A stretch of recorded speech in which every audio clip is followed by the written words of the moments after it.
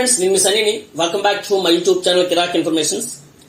Toll రహదారులపై toll వసూలు కోసం ఉద్దేశించిన ఫాస్టాగ్ లావాదేవీలకు సంబంధించి NPCI national payments corporation of India కొత్త నిబంధనలు తీసుకొచ్చింది. ముఖ్యంగా బ్లాక్ లిస్ట్ ఉన్నటువంటి ఫాస్టాగ్ వినియోగదారులకు కొత్తగా 70 మినిట్స్ అంటే 70 నిమిషాల వ్యవధిని నిర్దేశించింది.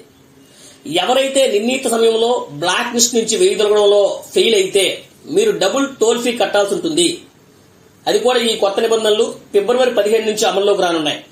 అయితే మీ యొక్క ఫాస్టాగ్ బ్లాక్ లిస్ట్ లోకి వెళ్లడం అంటే ఏమిటి అంటే, ఎవరైతే ఫాస్టాగ్ లో తగిన బ్యాలెన్స్ గానీ లేకపోతే ఆ ఫాస్టాగ్ అనేది బ్లాక్ లిస్ట్ లోకి వెళ్తుంది. టోల్ ప్లాజా రీడర్ వద్దకు చేరుకునే సమయానికి 60 నిమిషాల కంటే ఎక్కువసేపు మీ యొక్క ఫాస్టాగ్ గానీ ఇన్యాక్టివ్ లో గానీ ఉంటే మీకు కోడ్ నెంబర్ 176 అనేది వస్తుంది. దానివల్ల మీ యొక్క ట్రాన్సాక్షన్ అనేది రిజెక్ట్ అవుతుంది. అదేవిధంగా స్కాన్ చేసినటువంటి 10 నిమిషాల తర్వాత కూడా ఇన్యాక్టివ్ లో గానీ వెళ్తే అదే కారణాలతో మీ యొక్క ట్రాన్సాక్షన్ ని తిరస్కరిస్తారు. ఇలాంటి సందర్భాల్లో మీరు పెనాల్టీ కింద రెట్టింపు టోల్ ఫీ కట్టాల్సి ఉంటుంది. ఇది మాత్రం గుర్తుపెట్టుకోండి.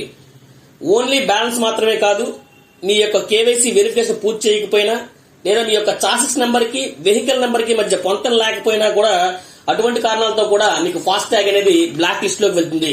సో గుర్తుపెట్టుకోండి. సపోజ్ మీరు ఉదాహరణకి మీరు ఉదయం మార్నింగ్ 9 గంటలకు కానీ మీ ఫాస్టాగ్ బ్లాక్ లిస్ట్ లోకి వెళ్ళింది అనుకుందాం. అంటే మీరు ఒక బ్యాలెన్స్ మెయింటైన్ చేయకపోవడం కానీ ఇట్లాంటి చేసినప్పుడు మీకు బ్లాక్ లిస్ట్ లోకి వెళ్తుంది. అలాంటప్పుడు మీరు ఒకవేళ 10:30కి గానీ టోల్ ప్లాజా చేరుకుంటే మీ యొక్క ట్రాన్సాక్షన్ అనేది రిజెక్ట్ అవుతుంది.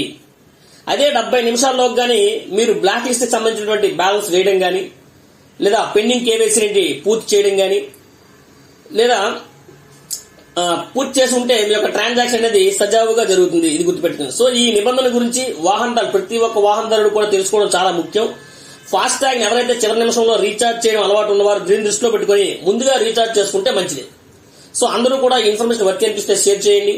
మీకు కనుక ఈ వీడియో నచ్చినట్లయితే లైక్ చేయండి, షేర్ చేయండి, కామెంట్ చేయండి. But don't forget to subscribe my YouTube channel Kirak informations. Thank you.